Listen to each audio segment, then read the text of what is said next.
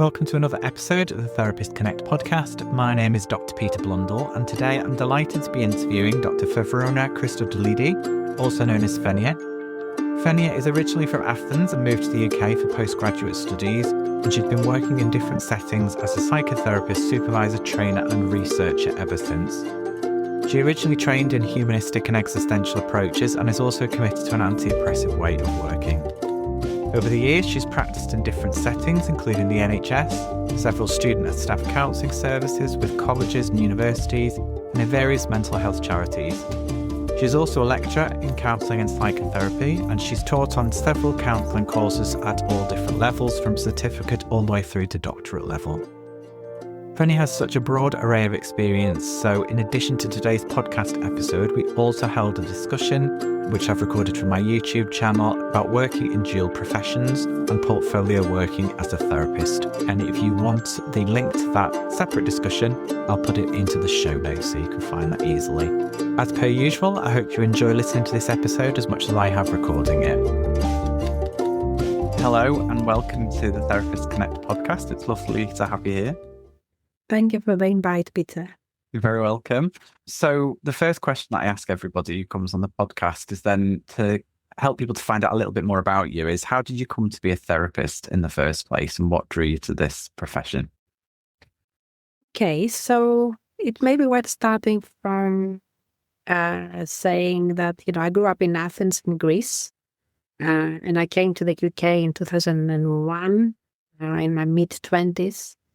And this was because I didn't want to change direction and actually train as a counsellor after having obtained a degree in archaeology, which is very different, but actually I discovered seeds of connection to the professions in that. And that was because I think it was instigated by a lot of travel I did, during my early 20s, moving away in Asia and in places which are, not the Western world. And that opened my eyes in terms of people and my own existential questions and, how do I fit in the world, and about relationships, about politics, about all sorts.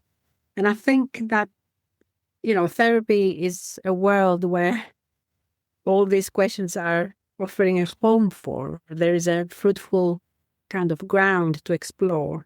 And at that time, counselling psychotherapy were not developed in Greece as a profession. There were psychologists, but I didn't have a degree in psychology. So I did like a diploma type of thing in Greece, in the early days of this profession there. And then there was nowhere else to go. So I came to the UK as a student to do a master's degree at the University of Durham. You can imagine the shock of the change of weather and all, and the culture and the accents and stuff like that. So, yeah, my decision to train as a therapist was very much from an existential quest and, wanting to find an environment and peers where I could explore all these questions. Yeah. And that's really interesting. I've got loads of questions here now that are popping around about all of that. But you said it was like an existential journey for you. So was that about trying to understand yourself, was it? Or kind of more about kind of understanding the world around you? I think both. Yeah. Because I think also the decision to move and train abroad comes with what I understood later, a need to step away from your family and your culture and come into a different world that you see your background from a distance, which then actually this concept I'm sharing now became a topic for my PhD studies later on. So yeah, it was about wanting to understand myself and the world. So the combination of entering this profession, which provides a fruitful environment for that, but also making myself a foreigner, immigrating to do that somewhere else, that was part of that experience. I was also wondering, was there differences in terms of how you were taught therapy in Greece versus to how it was then taught to you in Durham? Yeah, very much so. I would say that what happens in Greece now in terms of counselling psychotherapy is that a lot of my generation of counsellors who at that point moved abroad and studied, went back and actually formalized the profession more. So this is like 25 years later. So, for example, now we do have an association for counselling psychotherapy in Greece, which didn't exist, when I was there back then.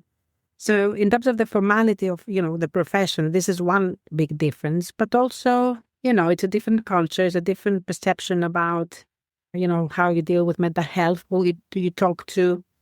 Family values are still very high. Their sense of boundaries are different. I know this is one of your areas of work. So yeah, we could talk a lot about this. And so I think now, obviously, I trained in the UK, which means that my professional identity was formed here.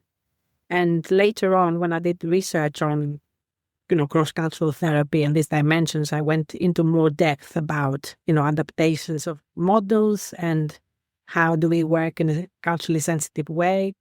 And obviously my own experience of being different, of being bilingual. That's another thing, I studied counseling in a second language. So yeah, a lot of dimensions that come to that. I think we might delve into some of those as we go through this conversation. But can you tell us a little bit then about your career then so far, like after kind of qualifying, like what were your areas of interest and kind of how did that develop?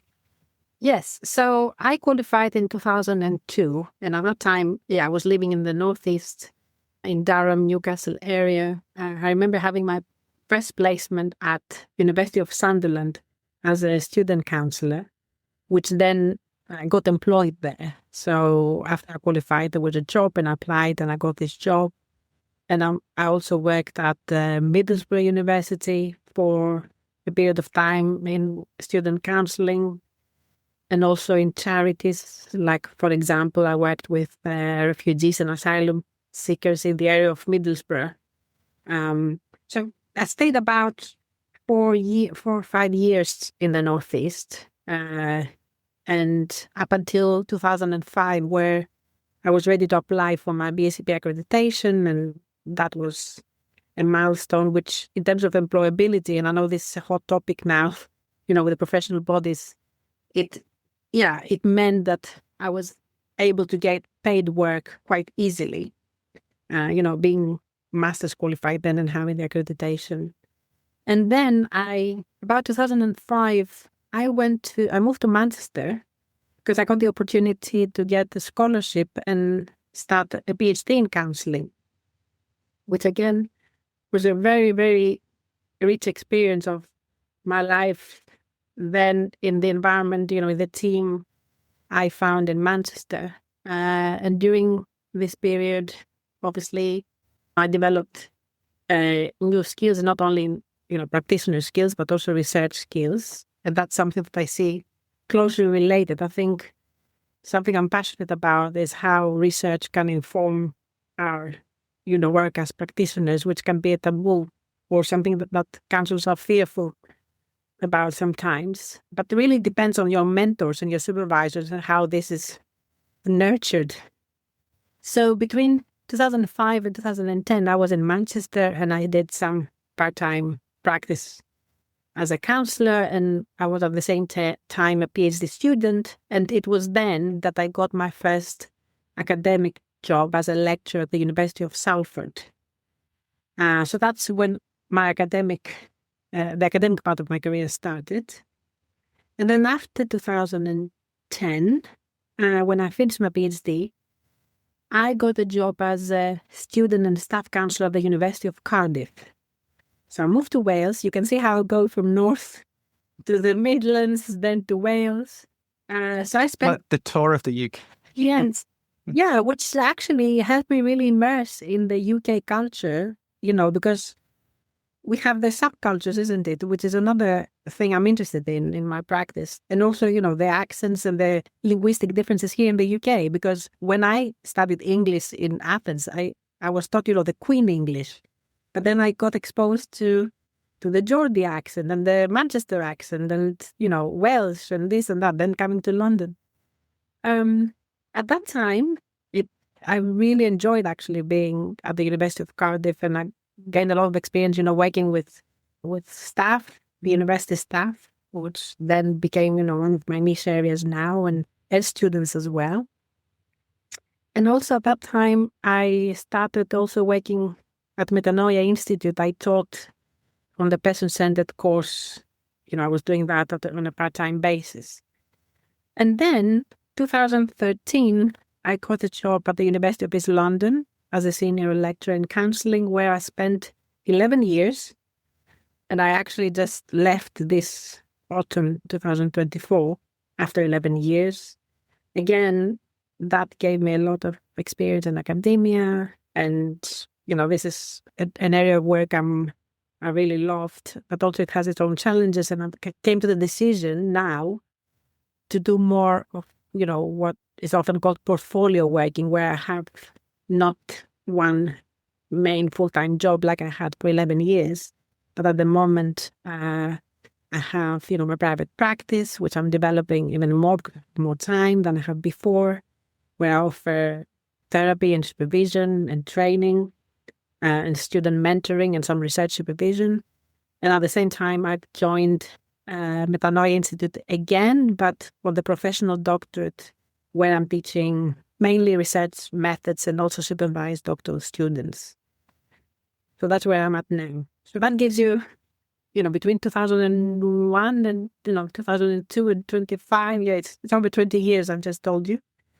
There's loads in there, isn't there, that we could kind of explore, but it sounds like you've had like a really interesting journey. And one of the things which links into, I think, one of the areas of your private practice is that link between therapy and academia, and kind of how you've been an academic, but also, teaching therapy and a therapist as well. And I think that's one of your client groups, isn't it, that you work with, kind of therapists, clients who've also been academics?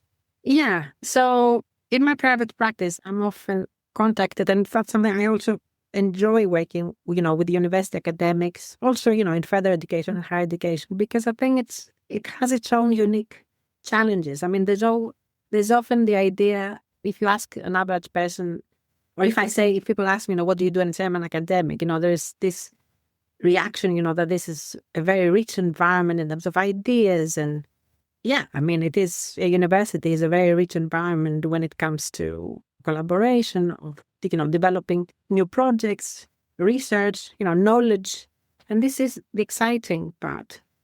But I think also there are challenges in terms of, it can be isolating at times. It can be, we live at times where we hear in the news about the redundancies, about, the threat of losing job security. There is obviously a lot of particular personalities, you would say, in academia, that you find there's a lot of competition.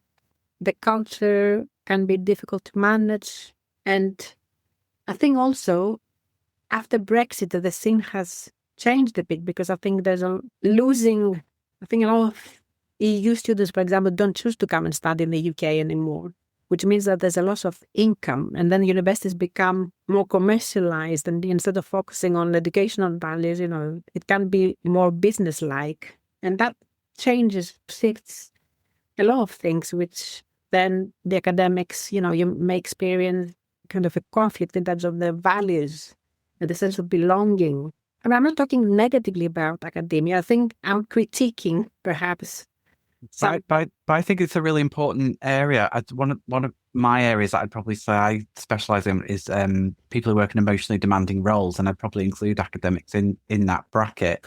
I think sometimes people might not think to go to therapy because of those. They might think that it's a work situation, it's a work environment, and I think actually acknowledging that there's lots of people who do go to therapy to kind of explore those issues, understand how they fit into the, a broader work environment, say, for example, and talk about the stresses of that. I think it's important that people know people out there, therapists out there who would be able to help them explore that and help them understand that. Yeah. And I think academics, they tend to be, they're high achieving individuals. They tend to be a bit perfectionists, or, they are in the demanding roles. And yes, we go into it because of a passion for education and for a discipline, if it comes to counselling psychotherapy. But it doesn't mean that it has the challenges of all workplaces, like the risk of burnout and, how do you manage, the work-life balance and all that. But at the same time, I think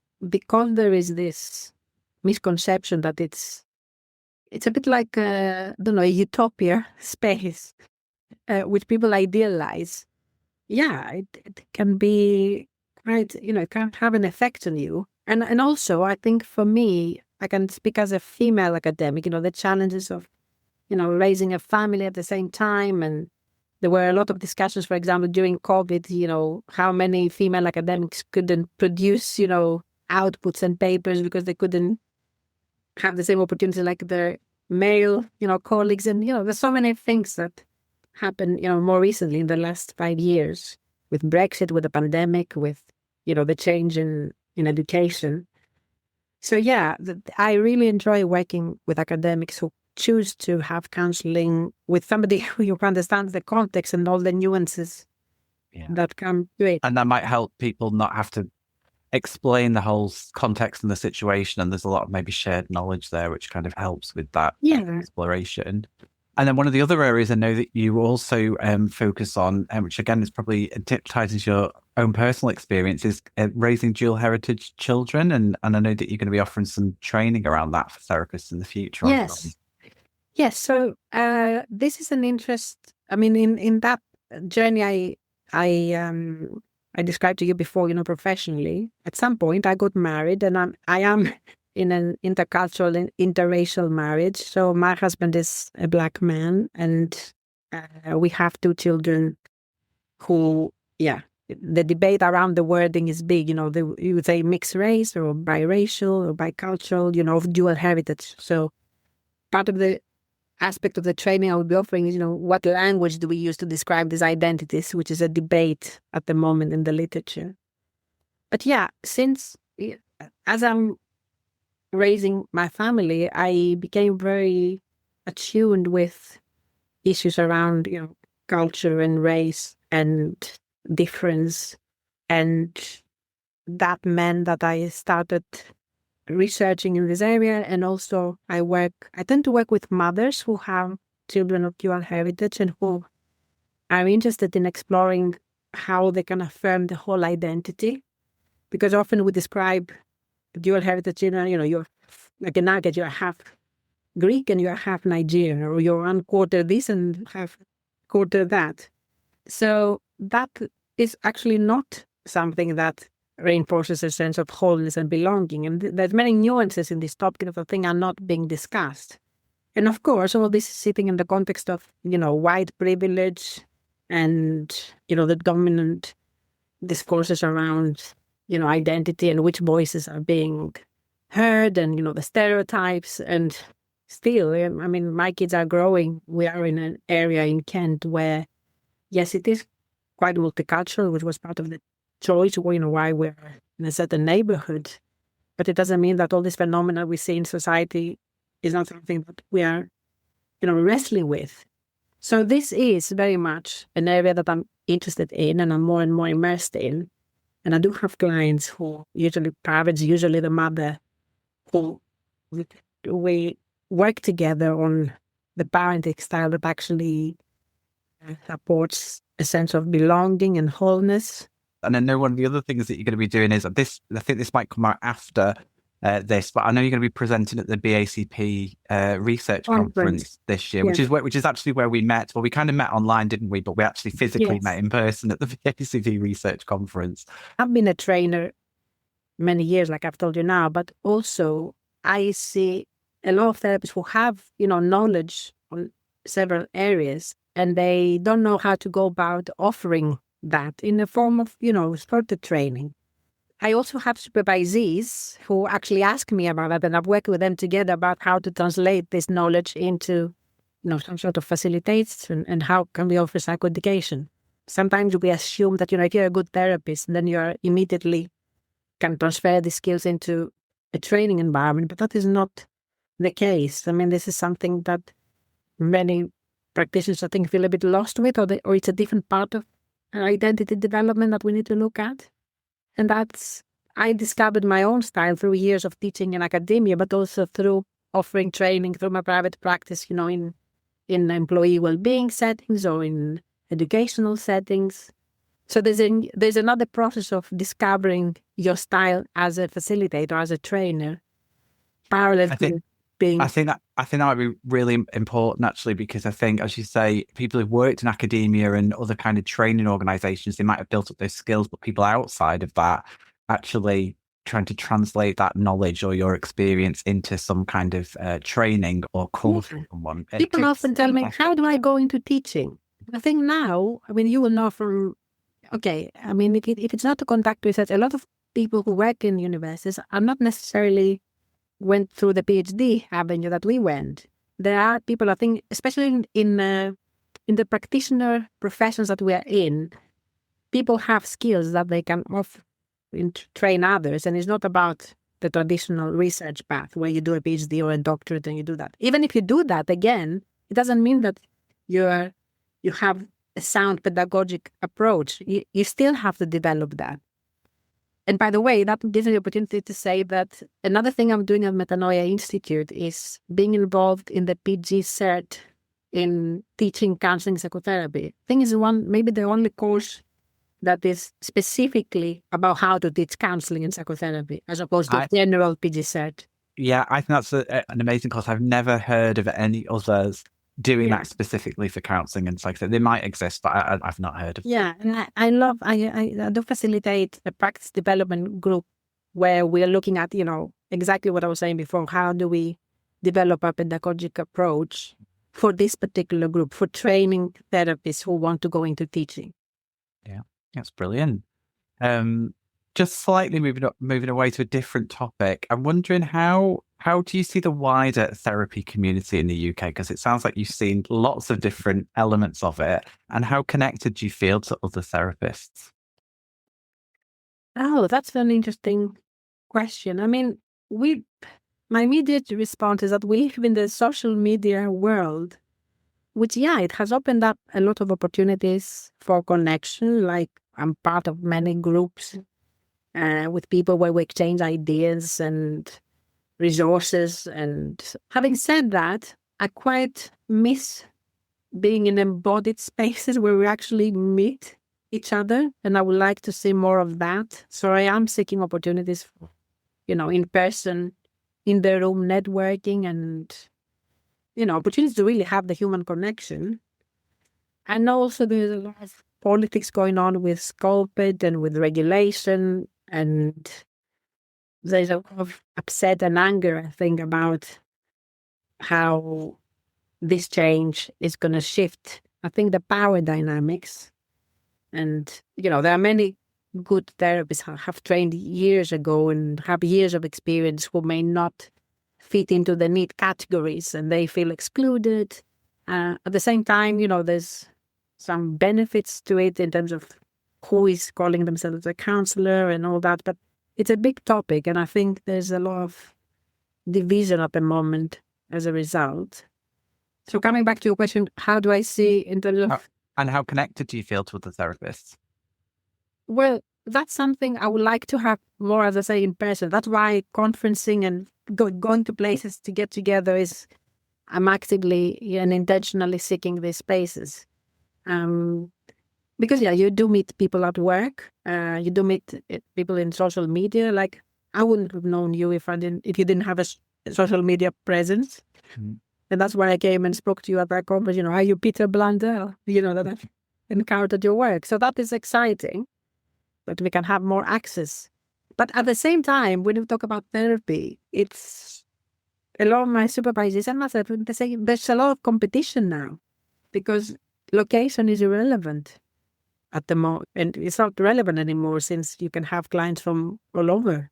And that is something that I can see that it creates a certain, people talk often that they don't feel safe in spaces, even amongst therapists, because there can be this kind of competition attitude. I think also we're a profession where there's the imposter syndrome, what is good enough, holding people's pain and process and all this kind of stuff, and the sensitivity that are our own sensitivities. And that makes it I was picking up on there, that can make it quite difficult to connect with other therapists potentially because of all those different issues, and maybe people feel insecure in different groups or whatever. But it kind of makes them even more important, in my view, because of that, to help people feel supported and connected to each other, maybe. Yeah, I mean, I also have a lot of good examples where, yes, very good collaborations. And I think the more we come together, I do believe in unity. In unity we win. I'm really an advocate of that reality. It's not about competing, it's actually coming together. Yeah. And collaborating. I agree. What do you think is the biggest challenge that the counselling and psychotherapy profession faces right now, in your opinion?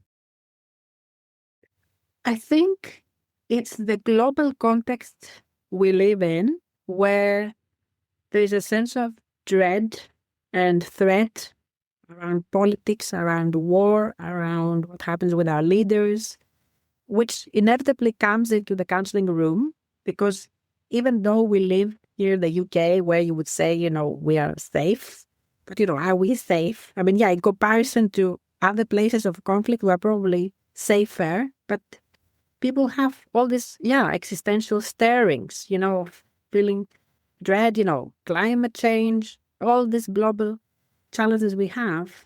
I definitely hear them from my clients. I definitely experience them myself. And in a way, because we are wrestling with, questions about life and about ourselves and about relationships, the profession, it's not neutral to all that. I mean, this is the bread and butter of what we do every day, isn't it? So it is an era with a lot of challenge, because we are looking for certainty and security in an uncertain and unsafe world.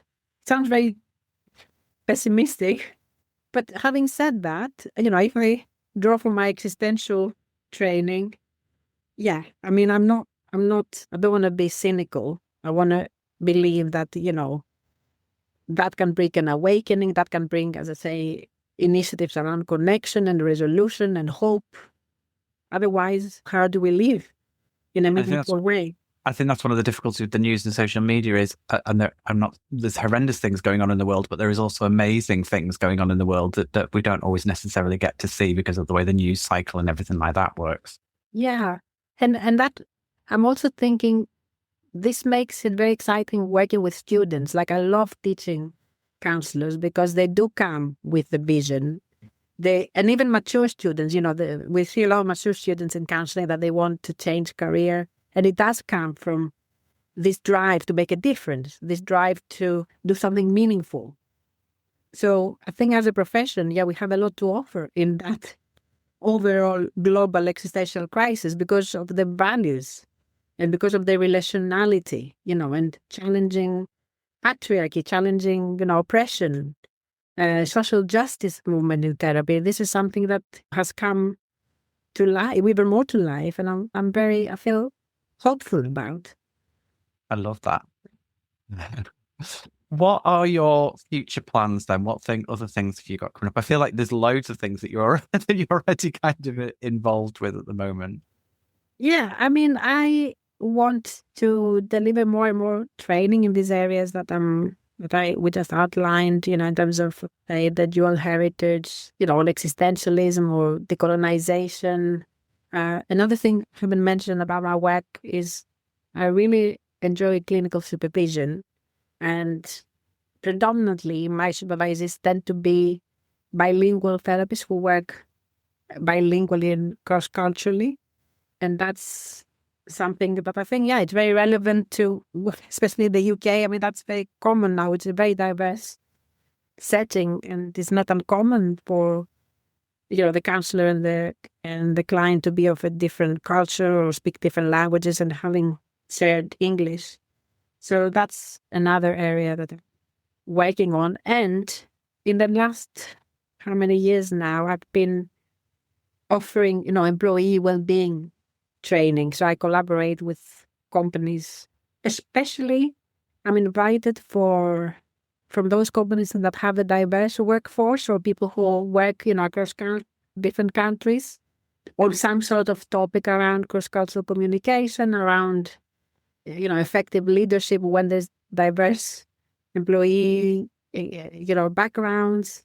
Another topic I'm teaching on is preparing employees for global relocation. There's many people who may be posted, I don't know, to the Middle East or to the US or, other countries. How do you prepare them and their families or their partners for this transition? And what happens when they have to repatriate? All these issues, I think, around culture, that's the thread in all my work, is culture and diversity and different languages and things like that, which is also something I'm really enjoying doing. It's absolutely fantastic, and we can put details of your website and everything in the show notes for people so that they can find out a little bit more about your work and the things that you've got coming up. Fevronia, thanks so much. I feel like we could do another 2 hours discussing this podcast, but thank you so much for being a guest, and good luck with everything that you've got on your plate. I'm sure we will connect again in the future. Thank you, Peter.